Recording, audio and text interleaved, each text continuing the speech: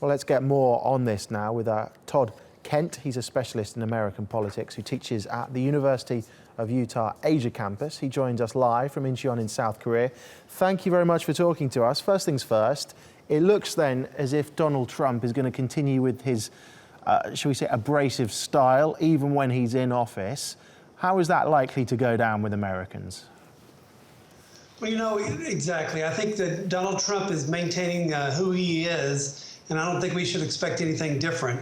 I think over time we'll see maybe that will decrease or minimize a little bit, just because there's going to be a lot of forces at work in the international community and within the U.S. But right now, Donald Trump is being Donald Trump, and 62 million people voted for him, and I don't think we should expect too much different.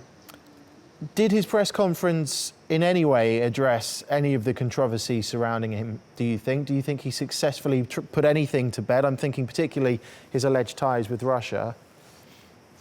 He reacted in a way that I think we would expect him to attack the media, fake news, this type of thing.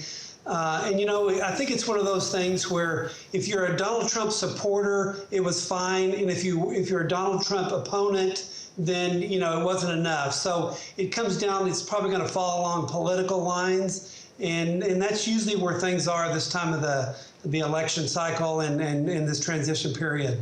You mentioned a few moments ago that it was typical Trump being Trump, and tens of millions of people did vote for him.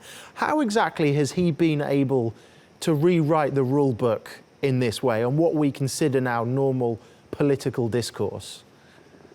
Well, you could argue that Trump is the first modern president. I mean, here's a candidate with almost 20 million followers on his Twitter feed. That's unprecedented, and especially Obama, President Obama came from a different era. So it's very interesting how Donald Trump operates. It's this immediate news cycle that's even gotten more immediate with the use of Twitter. And I think we haven't seen it slow down in the transition. You see him responding. It used to be where the president-elect, his media organization would take control of the news cycle, but here we have a candidate doing it himself. So in some ways that is rewriting it. What remains to be seen is, will this continue as he begins to govern? He's no longer the president-elect, but actually in the office.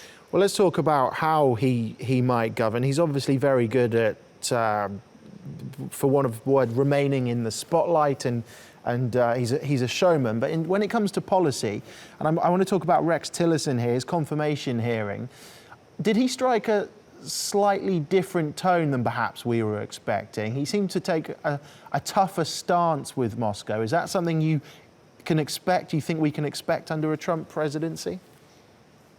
Well, I think, here we are, these hearings. I think your first goal is to be approved.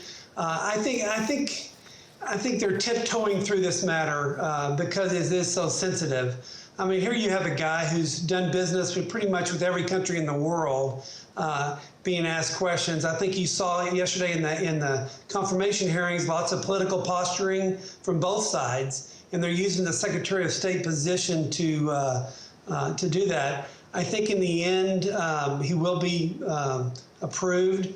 I think what we also see in all of President-elect Trump's nominations is, he's not as hands-on the political or the governing side as maybe past presidents. And I think there's a reason for that. He never was a governor, which ran day-to-day operations. He's a little bit disengaged from his policy, and I think you're seeing a lot more freedom and a lot more unique choices in the Trump cabinet. Okay, Todd Kent, thank you very much for talking to us.